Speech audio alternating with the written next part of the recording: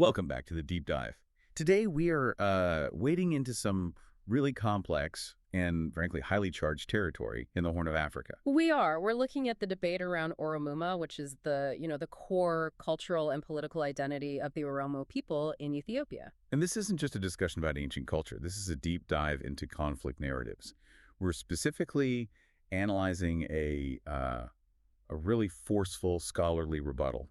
It's titled Oromuma Misrepresented. Exactly. And it's responding to some earlier very public claims that Oromo identity, especially its political side, is inherently extremist and, separatist. That initial piece, it was by Dr. Yonet Zabiro, and well, it made some huge claims. It said it was exposing the dangers of political Oromuma and insisted the whole movement was basically supremacist, a destructive force. Yeah, a destructive force. So our source today is this response from Michael Edward, which just pushes back really hard. It argues that the original piece just fundamentally gets the identity wrong. So our mission today is to unpack this rebuttal, right? We need to look at the methodological criticisms they're raising. I mean, how they claim the analysis itself was just flawed from the start. And then understand how the author defends these key Oromo cultural institutions and, their historical narratives. We're looking for the surprising insights that are kind of hidden inside this clash of narratives about what identity even is. Okay, so let's unpack this. The central fight here seems to be about definition.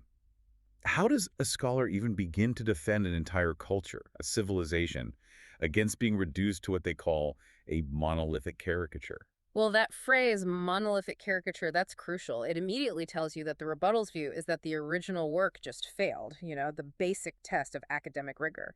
It simplified something vast and diverse. This is not just a disagreement on facts, it's a disagreement on method. Exactly. The counter-narrative argues that Baber's article isn't objective analysis at all, but an emotionally charged polemic. Basically, a strong attack piece. An attack piece that, uses tragedies to make its point. Yeah, that it weaponizes these isolated tragic events to recycle old state-sponsored narratives. Narratives that historically tried to deny Oromo agency and legitimacy. And the central sweeping claim they're responding to is, it's incredibly intense. The rebuttal quotes Biru, insisting that Oromoma today is war. I mean, just think about that. To declare that an entire identity, a whole cultural philosophy is inherently supremacist and basically the same thing as violence, that's a huge intellectual burden to prove. It is, and I guess that's where the methodological critique really kicks in. It is. The primary flaw they identify is this idea of overgeneralization. The author calls it intellectually irresponsible. The core argument is, well, it's pretty simple. You just can't conflate an entire cultural and political identity with the actions of a few specific and often fringe actors who might claim to represent it.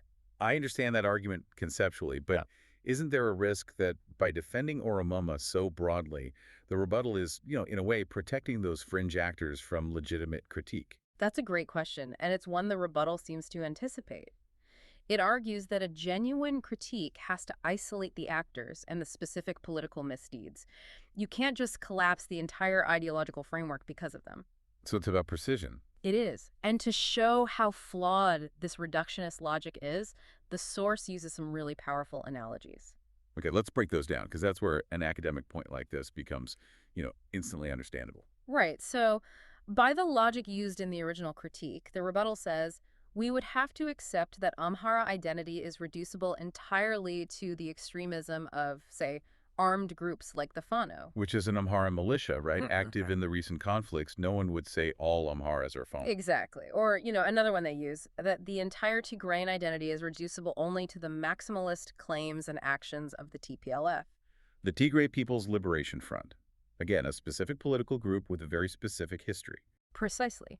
Or, to make it global, that the entire Islamic faith is reducible only to the actions of extremist jihadist groups. The counter-narrative is really clear on this. No responsible scholar would ever apply that kind of logic to other complex groups, so why should it be applied to the Orom? So the implication is that this whole debate is actually less about sober political analysis and maybe more about, weaponizing identity in a conflict. An attempt to delegitimize the very idea of Oromo political aspiration itself. That's the core of the accusation. And to move beyond that, the rebuttal tries to define Oromuma academically, referencing major scholars in the field.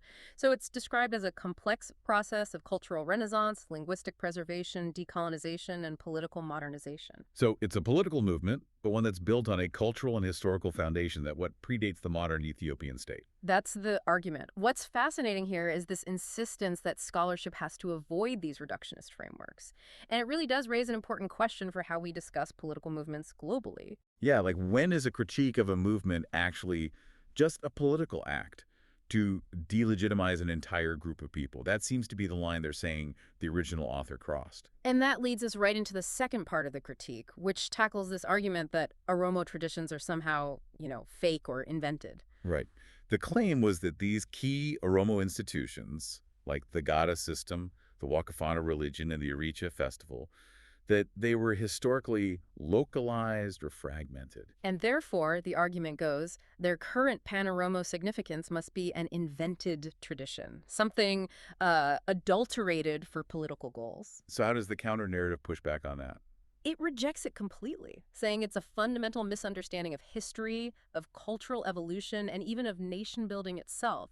I mean, it makes the pretty obvious point that no pre-modern civilization had perfectly uniform institutions across huge territories. So just because there's diversity within a large civilization, that doesn't mean the shared markers aren't real.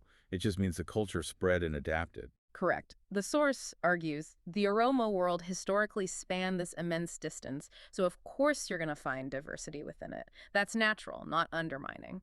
The rebuttal just puts it flatly. Cultural evolution is not adulteration, it is nation building. To call it fabrication is to just ignore how all nations develop shared symbols and identities over time. Exactly. Let's look closer at those specific institutions they're defending, because these really are the pillars of Oromo identity. What details does the source give us? It focuses on three. First, you have Gada. And this is way more than just a tradition. It's described as providing the philosophical scaffolding for rotational governance, for egalitarianism. So it's like an ancient political constitution, in a way, giving them historical backing for modern democratic ideas. You could think of it like that. It offers an indigenous source of democratic inspiration. It's not something imported or just made up. Okay, that makes its political relevance crystal clear. What's the second pillar? The second is Wakafana. This is the traditional Oromo religion. The source makes a point of saying it articulated a monotheistic worldview long before Abrahamic faiths ever reached the Horn.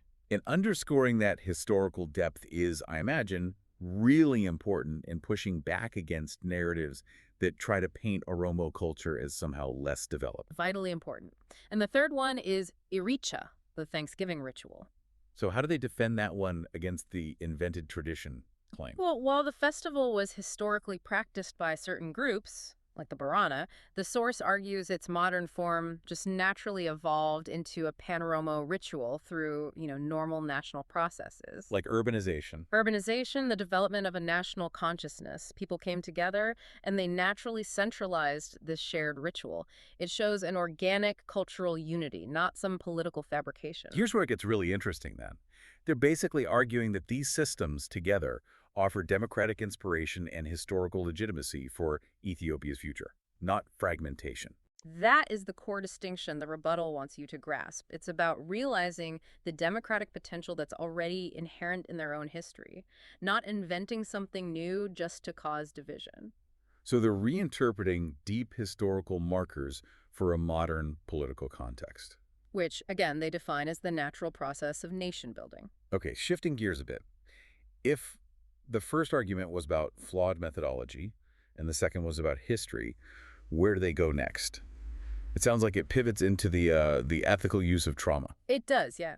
The critique raises some really serious ethical concerns about how the violence from the civil conflict was used in the original article. How so?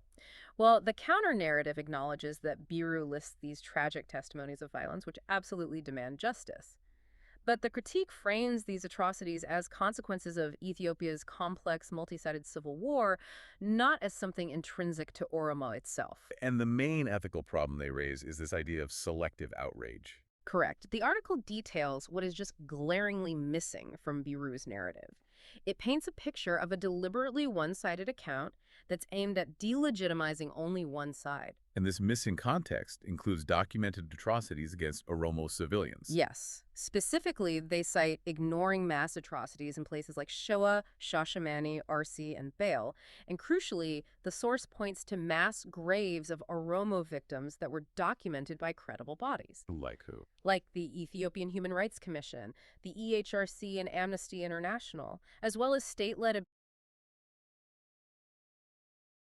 abuses that specifically targeted Oromos over the last 5 years. So the argument is that you can't legitimately critique a movement by highlighting the suffering of one group while completely ignoring the corresponding suffering of the group whose identity you're trying to delegitimize. That's where they say the ethical line is crossed. The source states, and I'm quoting here, to weaponize suffering to delegitimize an ethnic group's identity is not legitimate.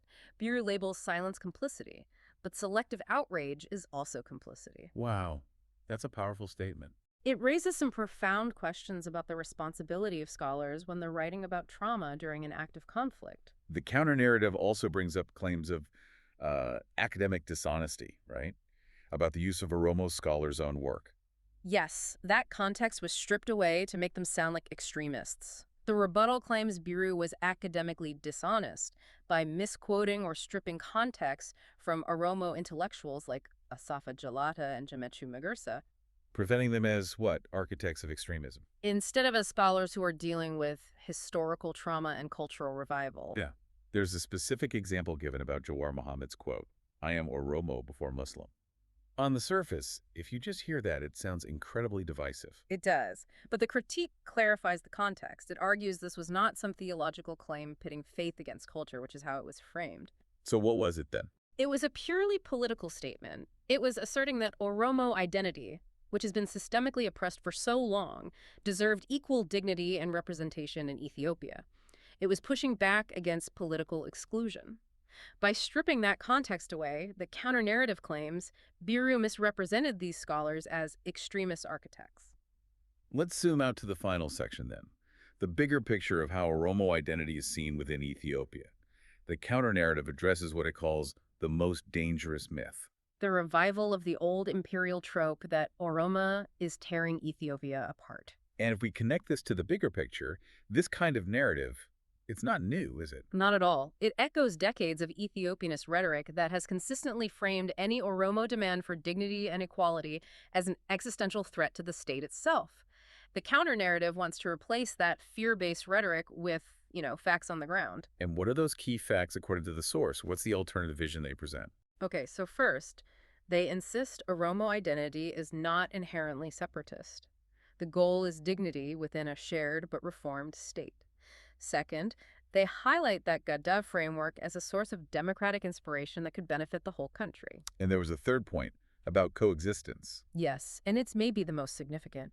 They point out that Oromo Christians and Muslims coexist with exceptional harmony, a degree of peace that the source calls an anomaly in the often religiously tense Horn of Africa. So the source is arguing the exact opposite of the original critique, that the Oromo political reawakening offers Ethiopia a path toward inclusive federalism, not fragmentation.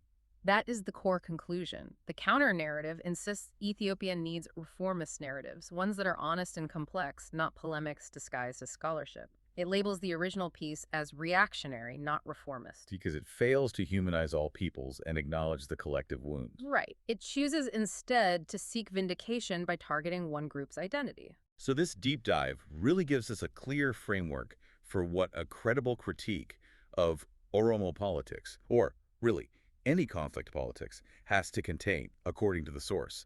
It requires a lot of nuance. It demands the analysts condemn violence, yes, but by all sides involved in the conflict, without ethnically singling out just one group of perpetrators. It also means you have to address ideological excess and, the need for internal reform without taking that final step of just delegitimizing an entire identity and entire culture. And critically, it has to acknowledge Ethiopia's shared complex history of brutality and trauma, rather than weaponizing selective memory against one group. The source seems to admit that Oromo isn't perfect. Oh, absolutely. It says Oromo certainly requires introspection and recalibration. All political movements do.